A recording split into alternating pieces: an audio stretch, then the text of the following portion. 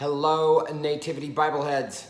This is Dr. Wayne coming at you with your Sunday morning power Bible study. How's everybody doing? And as you see, I'm here in my home studio in the Biltmore, Arcadia area. And today we're going to be in Genesis chapter 37. Now, we've been seeing some of the key stories of that are in the book of Genesis. That's been the theme of the first readings of on our Sunday mornings, and the stories have sought to key in on those moments that are pivotal. And the last 3 weeks we had stories about Jacob. Today, when we start our story, Jacob is now, he's the father. He's got 12 kids. Well, yeah, 12 kids. And he is now going to now be in the role of the father. The main focus, though, isn't him anymore. It's all about the question of, how is this promise that God has made to Abraham, how is it going to be fulfilled? Because we all know what's coming. I mean, the next book of the Bible is Exodus. And when Exodus starts, what's going on? Yeah, they're slaves in Egypt. So today's story, what it does is it moves us as the reader, okay, in narrative ways of studying things. You look at, there's the reader, there's the narrator, there's the implied reader, there's the ideal reader. We are like that reader who is like, we're just tracking along with every step. And so what we see today is the beginning of the movement of that gets Jacob's 12 kids and families to Egypt, and how it answers the question when Exodus opens, well, how did that ever happen that they were in Egypt? This is the beginning of that. Okay, so chapter 37 is where we are. We, in our Sunday morning reading, only had the first 4 verses, and then we had verses 12 to 28. We're going to look at the whole chapter because there's some key things in there that we really need to see. So we're going to look at the whole chapter 37. So our text today is Genesis chapter 37. All right? All right. Verse 1, Genesis 37. Jacob settled in the land where his father had lived as an alien. Who was his father? Who was his father? Who was Jacob's father? Isaac. That's right, Isaac. Yes, Isaac was the son of Abraham. Okay. Jacob settled in the land where his father had lived as an alien, the land of Canaan. This is the story of the family of Jacob. A lot of times when we see that little beginning of that verse 2, where it says this is the story of the family of Jacob, the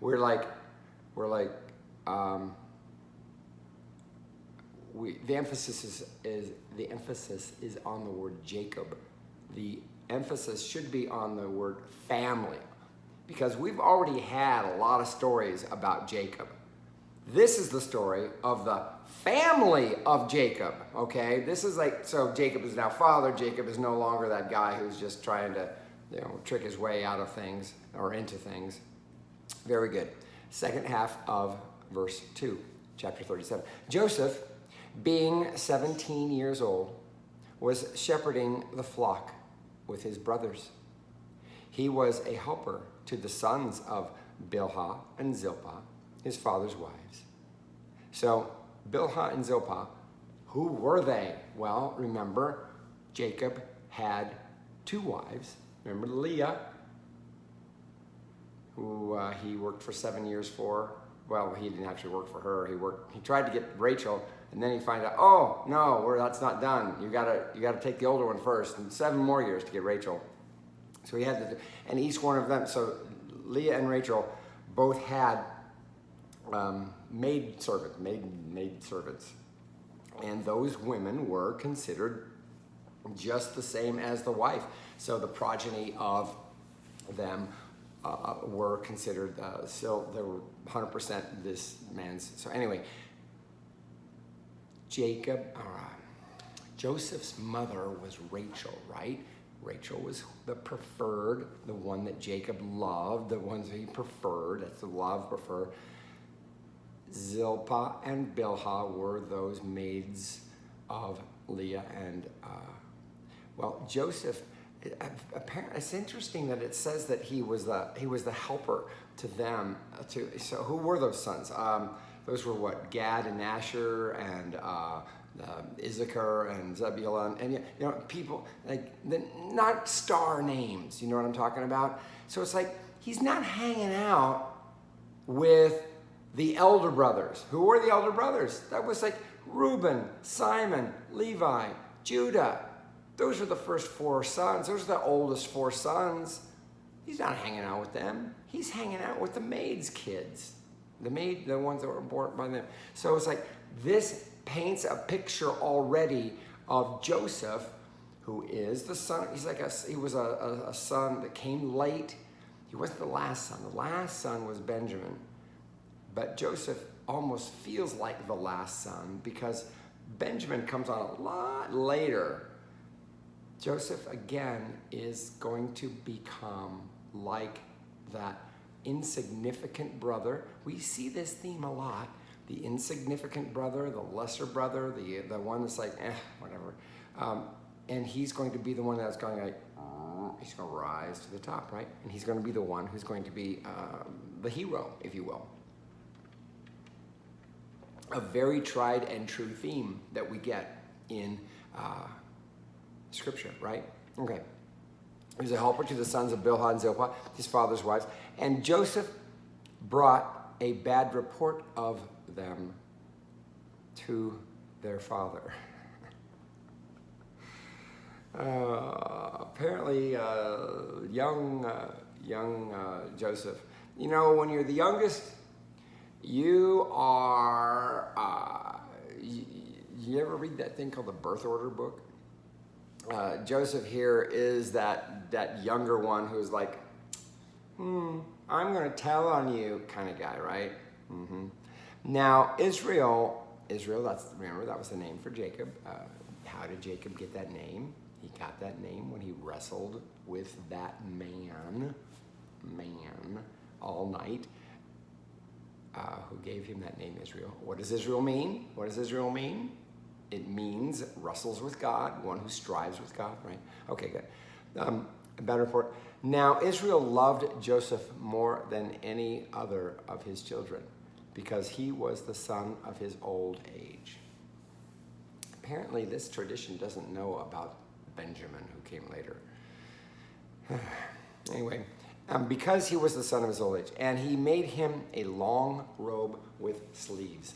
So the word in Hebrew here, the Greek, okay, the Greek translation of this is where we get that word, and we're very familiar with that because of that popular musical, Joseph and the Technicolor Dreamcoat, is that what it's called?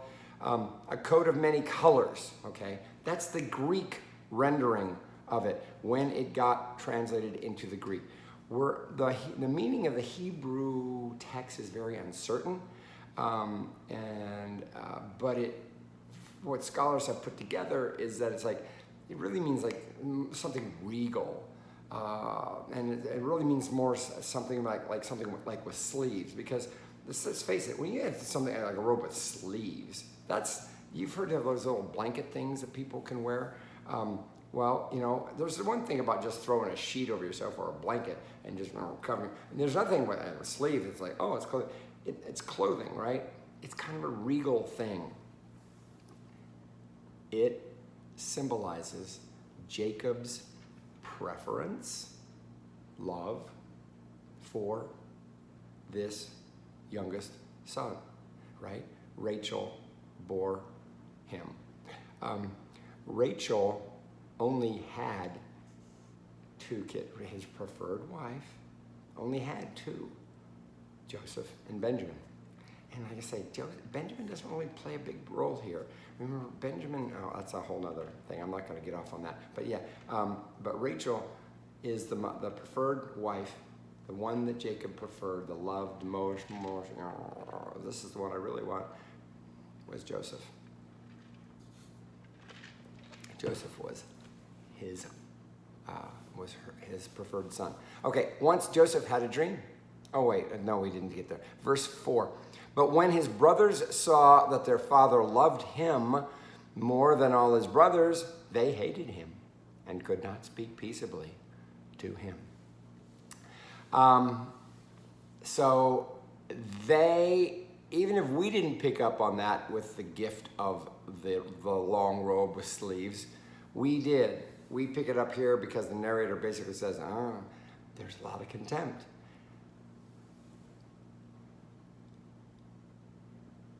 What's going to happen? Well, in our text that we read in our worship service, we skip from here to verse 12. But what we don't get, if we do that, we're not going to do that here, is we miss the dreams. Look at this. Verse 5. Once Joseph had a dream, and when he told it to his brothers, they hated him even more. Then he said to them, listen to this dream that I dreamed. There we were, binding sheaves in the field. Suddenly my sheaves rose and stood upright. Then your sheaves gathered and stood upright. So then your sheaves, gathered around it and bowed down to my sheaf. His brothers said to him, are you indeed to reign over us? Are you indeed to have dominion over us? So they hated him even more because of his dreams and his words. See, this is a part of the resentment. Not only was he this preferred son, young son of this man, Jacob, but he now is like, apparently he's having these dreams of, see, they're not saying, the brothers are not seeing these dreams as like, oh, you had a message from God. No. They see it as, come on, really, you as this youngest brother are going to reign over, no, we don't think so. Look at this as it goes on. There's going to be another dream here, verses 9 through 11. He had another dream and told it to his brothers, saying, look, I have had another dream. The sun, the moon, and the 11 stars were bowing down to me. But when he told it to his father and to his brothers, his father rebuked him and said to him, what kind of dream is this that you have had? Shall we indeed come, I and your mother? So the I and your mother, that's the thing about the sun and the moon, the father and the son, the father and the mother.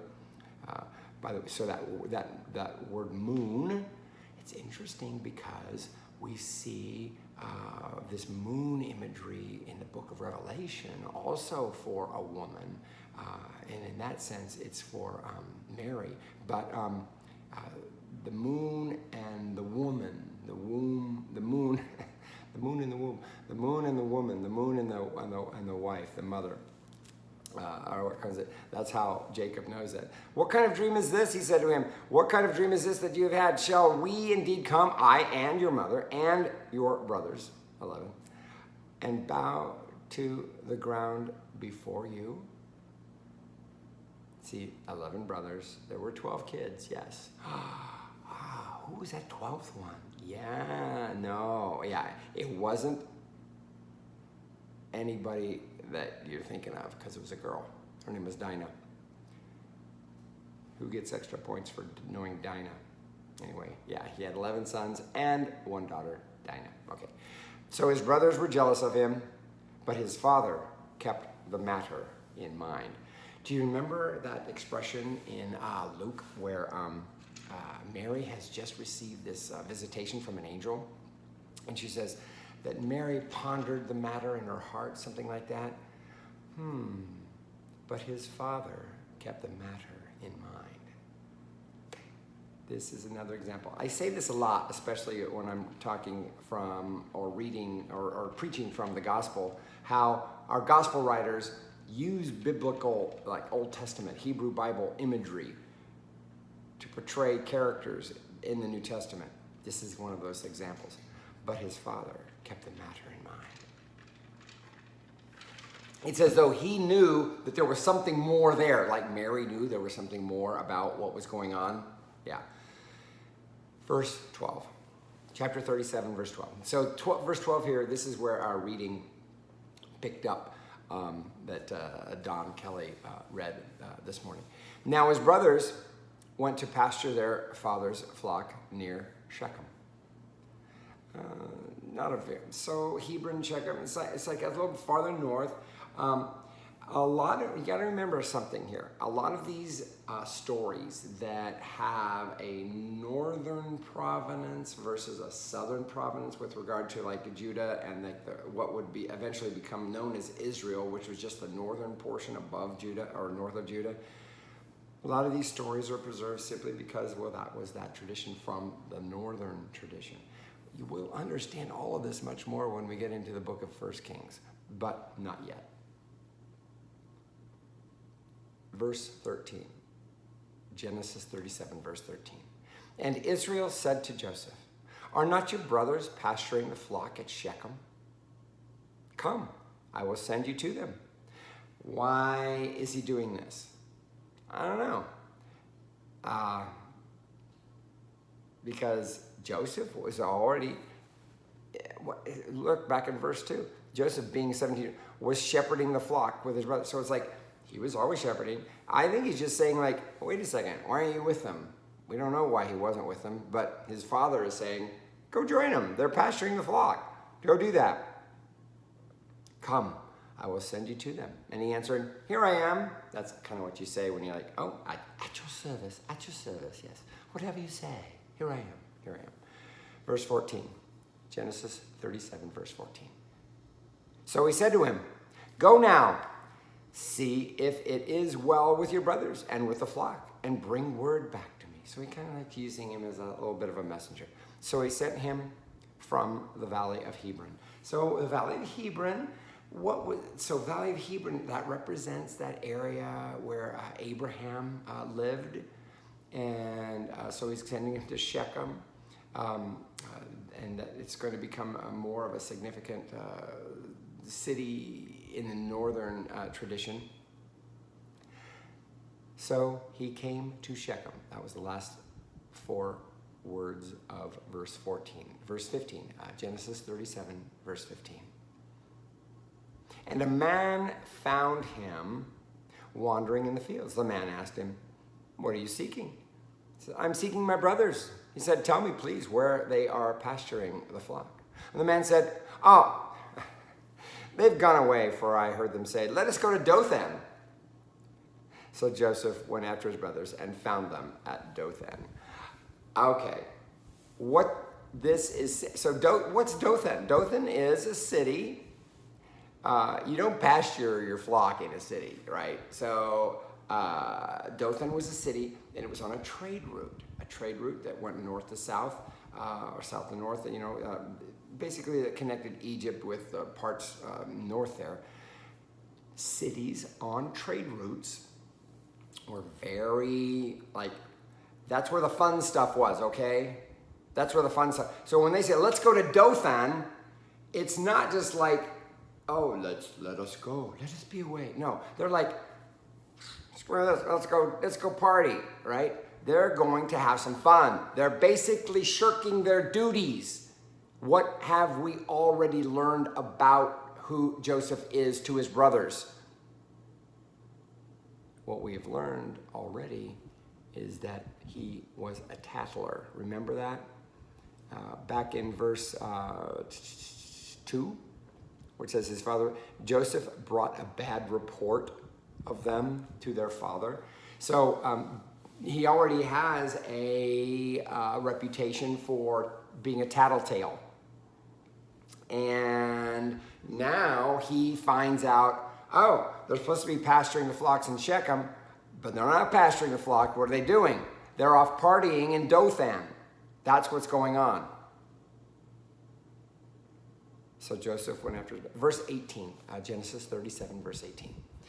They saw him from a distance, and before he came near to them, they conspired to kill him. Now, conspiring to kill him, okay, so what was their motivation at that point? That's because they had been found out. They were like, oh no, he's gonna tell Dad that we're in Dothan, and Dad knows what there is to do in Dothan. And it's like, oh, so it's not like they like all of a sudden they remembered, oh, remember that coat of many colors, or that coat of with sleeves, or how Dad likes him more than us. No, they're afraid. They are fearful for the report that he's going to bring back. Let us go to this. They found him and they conspired to kill him. Verse 19, Genesis 37, verse 19. They said to one another, here comes this dreamer. Remember the dreamer language, If we hadn't read verses 5 through 11, which were not in our reading that we had assigned, we would know, dreamer, why are they calling him a dreamer? Okay, well, by the way, dreams, Joseph, dreams. Joseph, the name Joseph, and the ability to have dreams and to receive messages through dreams plays a big role in Matthew's gospel, does it not? Yeah, it does. Why? Well, which of the four gospels actually tells us about Joseph's dreams? Joseph, the husband of Mary. Who's the one that has a dream? Mary doesn't have a dream. Mary gets a visitation from an angel. Joseph has a dream. Anyway,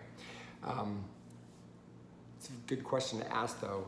Would we have a Joseph in the New Testament dreaming if there weren't this Joseph dreamer in Genesis? Good question to ask.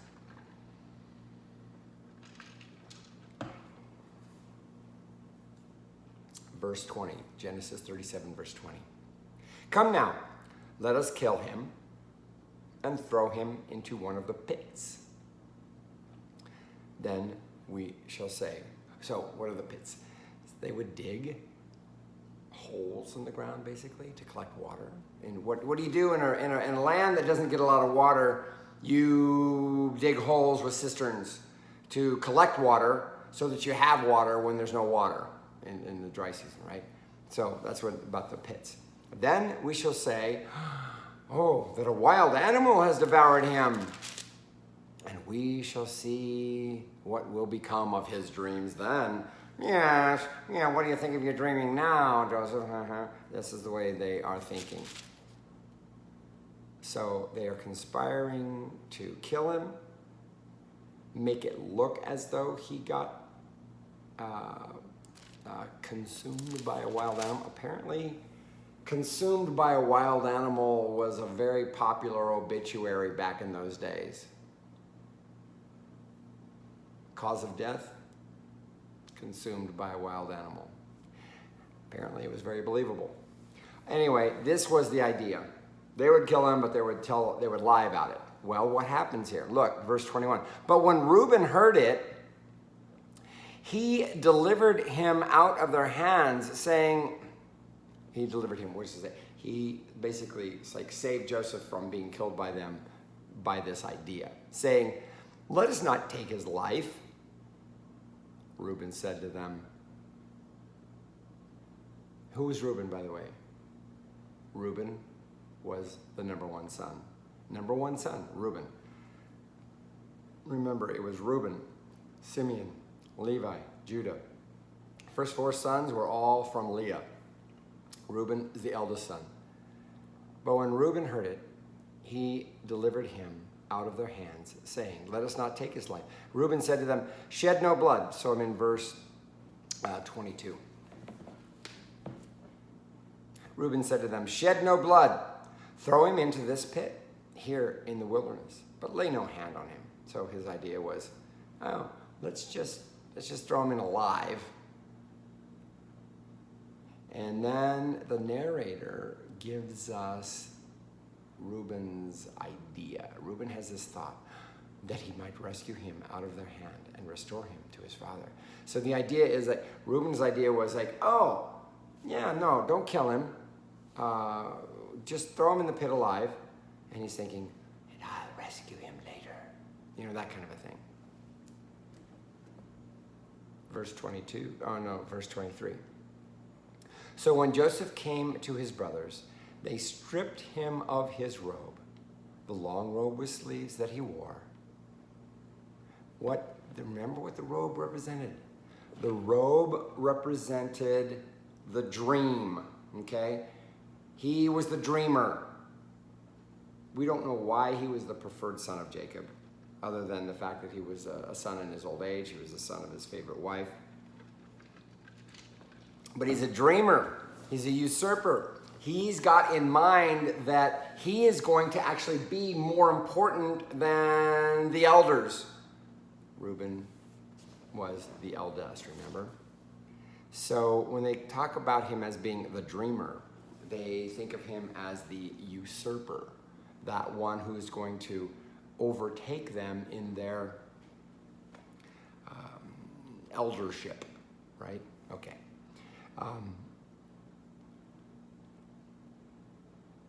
Verse 24, Genesis 37, verse 24. And they took him and threw him into the pit. The pit was empty. There was no water in it. Okay, so that's the thing about why does it mention there was no water in it? Because it could be, because that's the only reason why they had pits, was to collect water. But it was during that time of year, obviously, where no water. Okay, verse 25, Genesis 37, verse 25. Then they sat down to eat. And looking up, they saw a caravan of Ishmaelites coming from Gilead with their camels carrying gum, balm, and resin on their way to carry it down to Egypt. Ishmaelites? Who were Ishmaelites? Oh, yeah, I remember their grandfather, well, it would have been Jacob's grandfather. It would be their great-grandfather, Jacob, had a wife called Hagar. Remember Hagar? Hagar had Ishmael. Ishmael, a wild ass of a man, according to Genesis. And these were like descendants of them. Anyway, the Ishmaelites, oh my goodness, I lost my place. Come, let us sell them to the Ishmaelites and not lay our hands. So who is it that's talking? Judah. Reuben, Simeon, Levi, Judah. He's the fourth. Okay, Judah's the fourth in line. So the elder brothers, these are all the first four sons of Leah. They're the ones who are like bringing new, like, you know what? Killing him's not such a good idea. So Reuben was the first one to speak up. Judah's another one. Let us sell him to the Ishmaelites and not lay our hands on him, for he is our brother, our own flesh. And his brothers agreed. So, his brothers, oh yeah, Judah. Okay, so how does this story go in the Old Testament? Judah eventually becomes the number one son in that his tribe produces, David. The supreme king, right? So Judah is the one who comes up with this idea of like, oh, let's do this. So, but look in verse 28, Genesis 37, verse 28. When some Midianite traders passed by, they drew Joseph up lifting him out of the pit, and sold him to the Ishmaelites for 20 pieces of silver. And they took Joseph to Egypt. So it's like the plan of Reuben's plan. Remember what was Reuben's plan was? Oh, put him in the pit, I'll save him and return him to dad. Didn't happen. Judah's plan, the plan of all the brothers then came up like, oh, well, let's just sell him to the Ishmaelites. Judah's plan is let us sell him to the Ishmaelites, right? Yeah, that's what I was trying to say there. But what actually happens is this band of Midianites. Who are the Midianites? Okay. In Exodus, when Moses escapes from Egypt and he has that revelation on the Mount of God and all of that, his father-in-law Jethro was a Midianite, a priest of Midian. So the Midianites serve later, and got to remember this. Okay, the way the narrator of Scripture is, is that the narrator knows that we know how it's all going to go. We know that we know about the Moses story, we know about the Exodus, we know about the giving of the law, we know about all the way to the exile, we know all of that. The narrator knows that we know that. So when it says Midianites, it's like, oh, we're supposed to know. Oh, yeah, those are Moses' in-laws were Midianites. This is what we're supposed to think. Verse 28, when some Midianite traders passed by, they drew Joseph up, which means they took him up out of the pit, lifting him up out of the pit, and sold him to the Ishmaelites for 20 pieces of silver, and they took Joseph to Egypt. So that's where our reading ends in our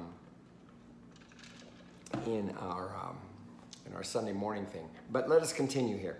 When Reuben returned to the pit and saw that Joseph was not in the pit, he tore his clothes. So Reuben's plan had been foiled. Anytime you tear your clothes, that's another way of saying he was really upset. He returned to his brothers. I'm in Genesis 37, verse 30. He returned it to his brothers and said, "The boy is gone, and where can I turn?" Then they took Joseph's robe, slaughtered a goat, and dipped the robe in the blood. They had the long robe with sleeves. That's the one that gets translated as the robe of many colors. They had the long robe with sleeves taken to their father, and they said, "This we have found. See now whether it is your son's robe or not." Do you remember how Jacob, in those stories we learned, in his stealing the birthright, in his usurpation of the blessing as the second one, so now Jacob's all of that comes to roost for him. It's like that which he has done is going to be done to him. He's going to be now the victim of a ruse.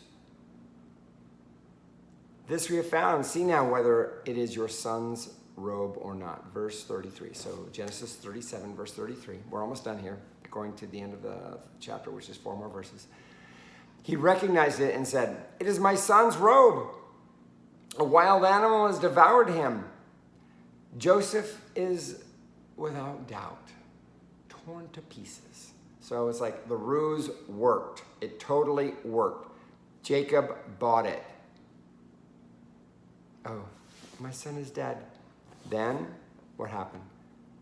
Then Jacob tore his garments and put sackcloth on his loins and mourned for his son many days. That's what you do. That's when you put on the sackcloth, it's like, that means you are really feeling it. Verse 35, Genesis 37, verse 35.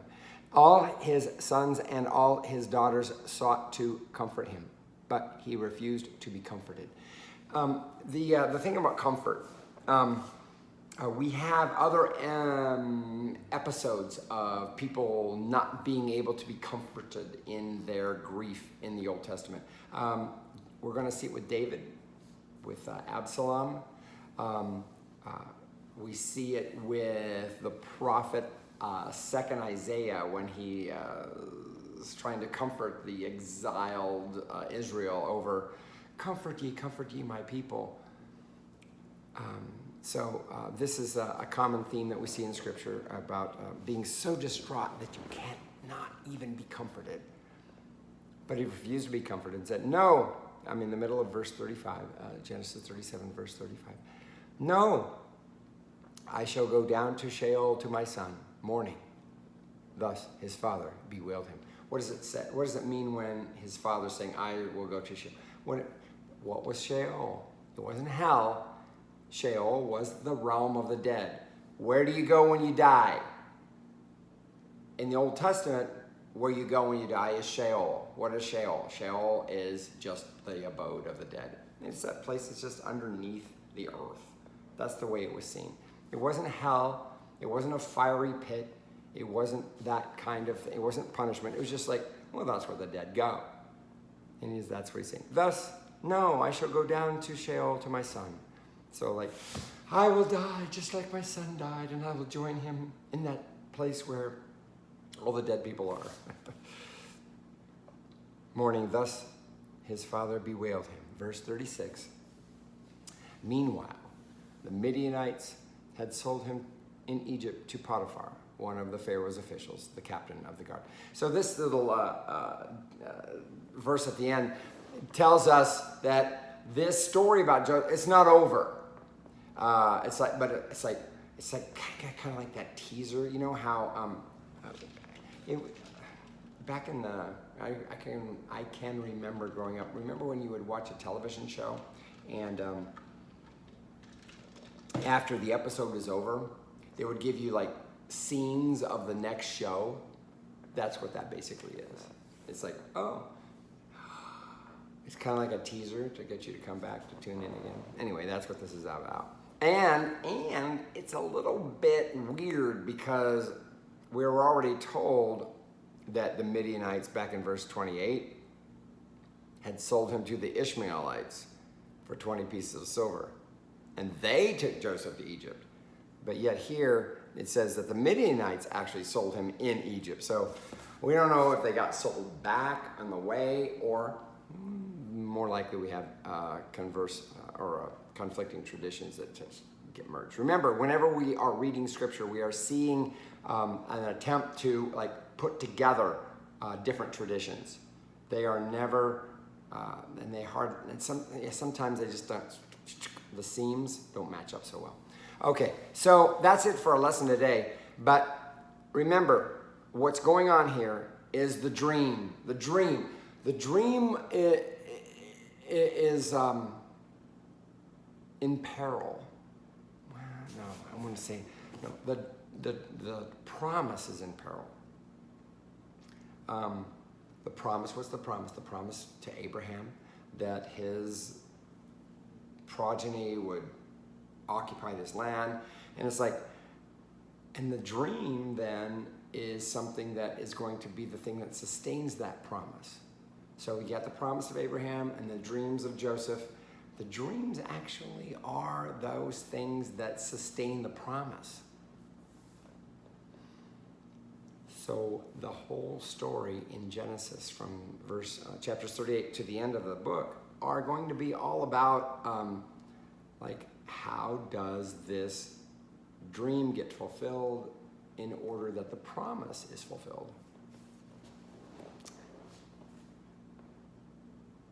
This is what we see a lot of all of our New Testament scripture writers. They were aware of stories like this. These are the kinds of themes that are consistent with the gospel.